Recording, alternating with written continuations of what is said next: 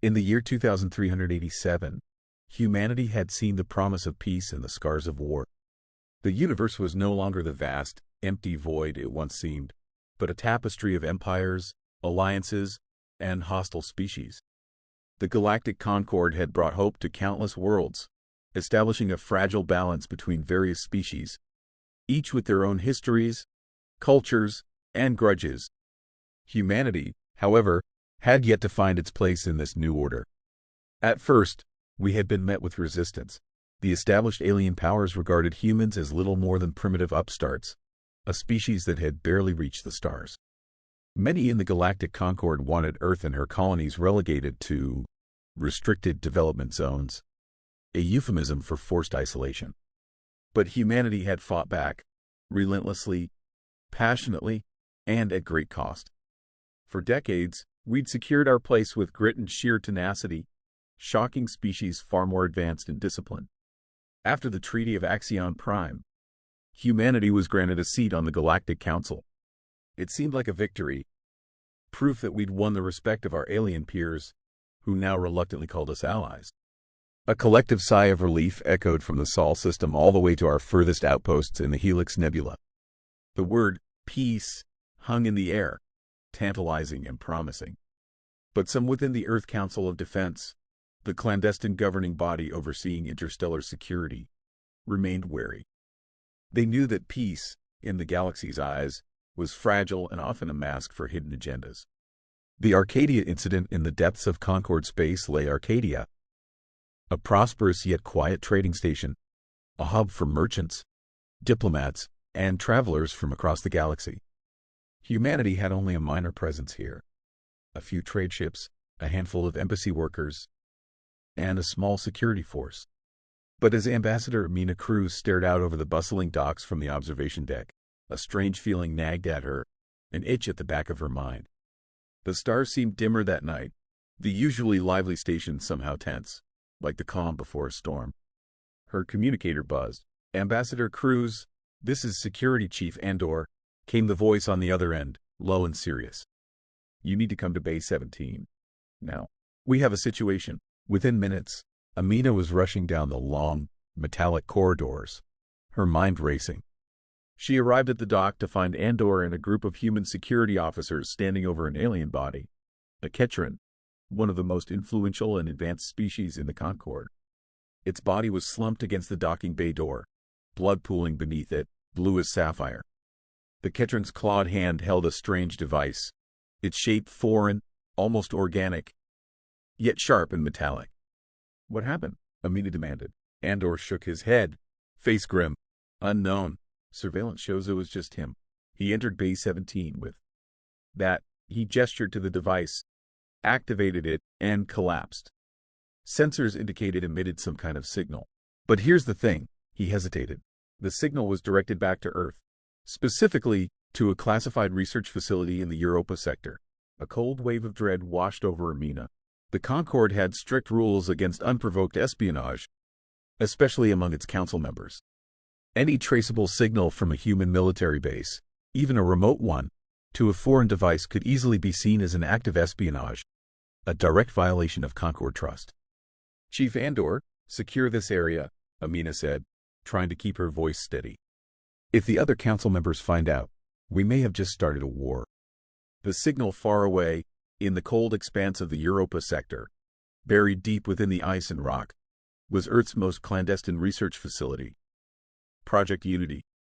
Inside, scientists, engineers, and soldiers buzzed with the urgency that came only with knowledge that something critical was happening. Dr. Rajesh Patel, Unity's lead scientist, stared at the encrypted signal that had just pinged their system. "This isn't possible," he muttered, pulling up files and encryption patterns faster than his assistants could follow. "This signal was classified beyond even Unity's security. How could an alien device know to contact us?" The screen displayed garbled code, interwoven with patterns that looked strangely familiar. One assistant leaned in, frowning.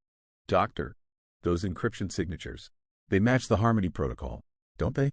Patel's jaw clenched. The Harmony Protocol was Earth's hidden ace, an initiative designed to maintain peace by ensuring that, should any species in the Concord turn hostile, humanity would possess the countermeasures to face them. No one outside Earth Council's highest ranks knew of it, or so they thought. "Get me Commander Chen, now," Patel ordered.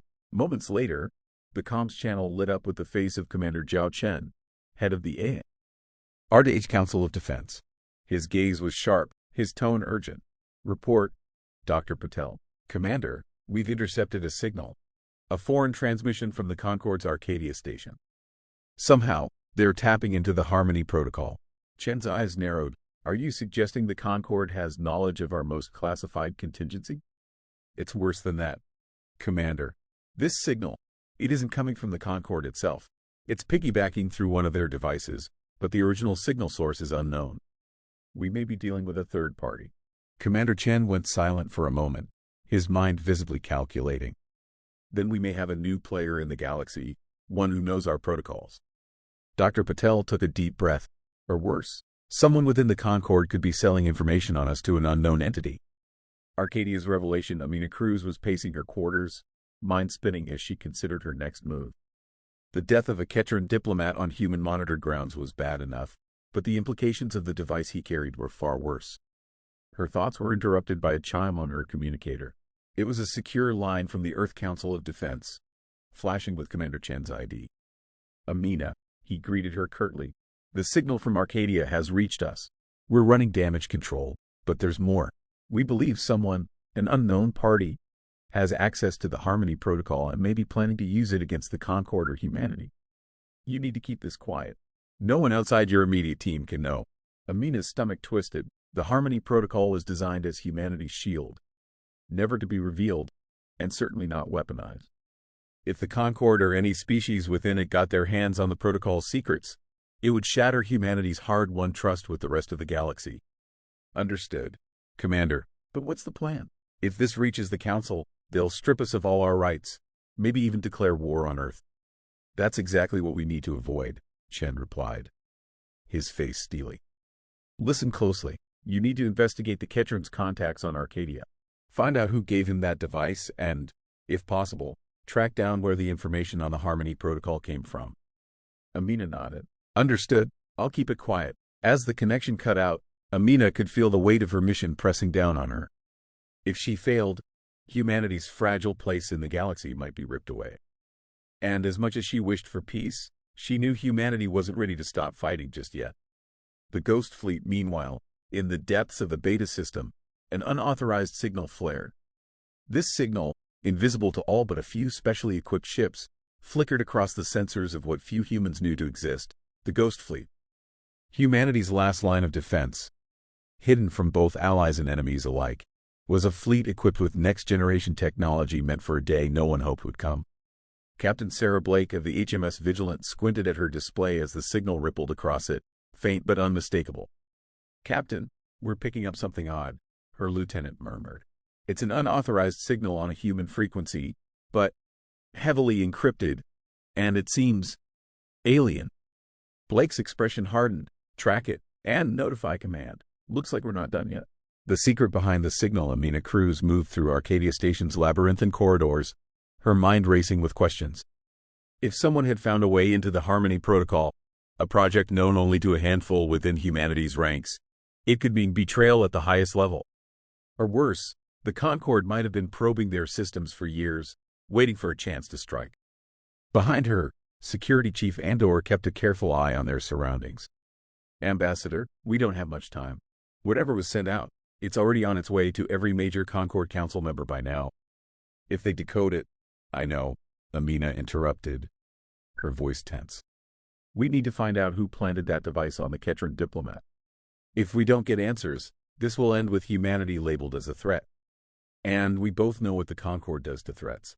They arrived at an isolated section of the station where, supposedly, an unknown ship had docked shortly before the Ketran's death. Security footage had been scrambled beyond repair, suggesting that someone didn't want their visit noticed. But Andor's team had traced faint energy signatures leading to Docking Bay 4. As they approached, Amina and Andor stopped in their tracks. Standing by the bay doors was an alien unlike any Amina had ever seen. Tall, draped in dark armor that shimmered with an eerie, almost liquid quality. It bore the distinct yet foreign symbols of the Xyrant Collective, a faction that had Ciali remained neutral in Concord politics but was rumored to conduct covert intelligence operations across the galaxy. The figure turned, an unsettling smile on its face. "Ambassador Cruz, we meet at last," it said, voice smooth and echoing slightly. "Allow me to introduce myself, Commander Shirazan of the Xyrant Collective. I have something of interest to discuss with you." Amina steeled herself. The Xyrant were known for their cold and calculating nature, rarely involving themselves in galactic affairs unless they saw a significant advantage. "What's the Xyrant's interest in this unfortunate incident?" Amina asked, crossing her arms. "And don't waste my time with formalities. I have a dead diplomat on my hands and a signal that could plunge humanity into war." Shirazan's unsettling smile widened. "Indeed, but war is precisely why I'm here. You see, the Xyrant know about the Harmony Protocol. Or rather, we know what the protocol is designed to prevent. The Concord is about to unite against your people, fearful of humanity's potential. They will attack before you grow stronger? Impossible," Amina shot back. "The Concord values order. If they feared humanity, they would have negotiated, not assassinated." "Ah," Shirazan replied, his tone dripping with condescension. "You misunderstand the minds of those who rule the Concord. Fear is their language, and they fear humanity deeply. Which is why, as we speak, they are considering a preemptive strike against Earth." Amina's heart pounded. She couldn't let the Xyrant sow discord between humanity and the Concord. But if even a fraction of Shirazan's words were true, then they were out of time. "If what you say is true, why come to me with this information?" Shirazan's dark eyes glinted, because the Xyrant would prefer a fractured Concord. "We need humanity to become their distraction, their adversary. With the Concord distracted, the Xyrant Collective can expand, reclaim territories, reshape the galaxy." Amina felt a surge of revulsion at Shirazan's shameless opportunism, but he'd revealed enough to confirm her fears. "So, you're proposing an alliance?" "Nothing so permanent," Shirazan replied. "Let us say, a temporary cooperation. You provide the fire, and we, the spark. You may even find us useful." Amina turned away, thinking quickly. "And how do you propose to spark this fire, Commander?" Shirazan stepped closer, lowering his voice. "I will give you the Concord's battle plans and their weaknesses. But in return, humanity must commit to standing alone against them." "Impossible," Andor interjected, his hand instinctively moving to his sidearm. "You expect us to go to war with the entire Concord? We're talking about hundreds of species, countless ships." "Not just ships," Shirazan said calmly, "but their home worlds, their most vulnerable outposts, their leaders. We will give you everything." Amina's mind raced. The Harmony Protocol had contingencies for war with individual Concord species, but humanity had no contingency for the combined wrath of the Concord. The Xyrant's offer was tempting, but the thought of sacrificing millions of lives to satisfy alien ambition was unthinkable. And yet, survival meant sacrifice. She needed to buy humanity time. "Commander," Amina said finally, "I'll consider your offer. But understand this, if you betray us, humanity will not fall alone. We will take the Xyrant down with us." Shirazan chuckled softly. "Oh, Ambassador, I would expect nothing less from humanity." With a small bow, he activated his cloaking device and disappeared into the shadows. The final stand back on Earth. Commander Zhao Chen and the Earth Council of Defense assembled in an emergency session. Information had come in from Amina, encrypted and hidden within multiple communications channels, and its contents were nothing short of terrifying. "Gentlemen, ladies," Chen began, looking over the council members, each of them seated in tense silence. "The Concord is mobilizing for what appears to be a full-scale invasion of the Sol system. They intend to catch us off guard, pinning us as conspirators in the death of the Ketran diplomat."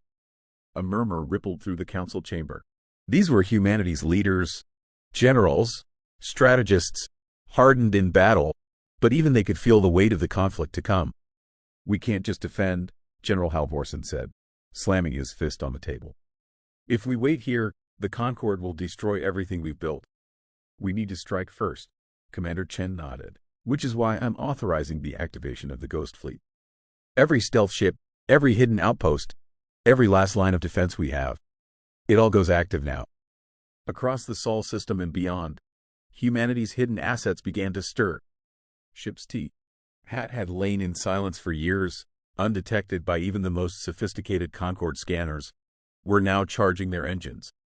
The Ghost Fleet, humanity's last line, would meet the Concorde's forces head-on. But Chen knew that wouldn't be enough. He needed to outthink, not just outfight, the entire Concorde. He turned to Dr. Patel, who had helped create the Harmony Protocol. "Doctor, is there any way to overload the protocol itself?" Patel's eyes widened. "You mean, turn it into a weapon?" Chen's gaze was unwavering. "Yes. We need to show the Concorde that if they attack, they will lose just as much as we do. We need to give them a reason to fear us more than they ever feared each other." After a long silence, Patel nodded. "I'll need the coordinates for their most vulnerable systems. If we execute the protocol across multiple Concorde species simultaneously, we can cause their fleets to scatter, creating chaos in their ranks." The Battle of Sol. The Concorde's armada descended upon the Sol system, a terrifying display of alien technology and power, stretching across the vast reaches of space. Against them, the Ghost Fleet, smaller but swifter and armed with humanity's most advanced weapons, waited in the shadows of Neptune's icy rings.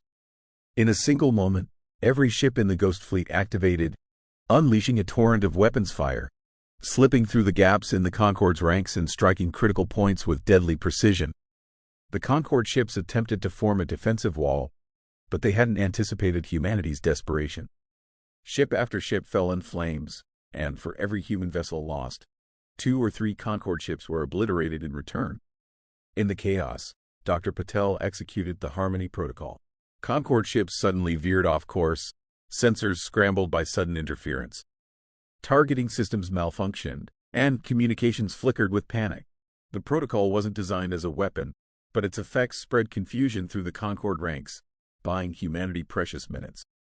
Then, in a last-ditch move, the Ghost Fleet's flagship, the Vigilant, charged directly toward the Concorde's Central Command cruiser. The Vigilant's captain, Sarah Blake, knew this would be her last mission. She aimed her ship directly at the cruiser's reactor core and fired every last weapon at her disposal. With a blinding flash, the Vigilant exploded, taking the Concorde's flagship down with it. Aftermath: the battle was over, and humanity had held its ground, but at a staggering cost. Half the Ghost Fleet was lost, and Earth's colonies had suffered attacks that would take years to recover from.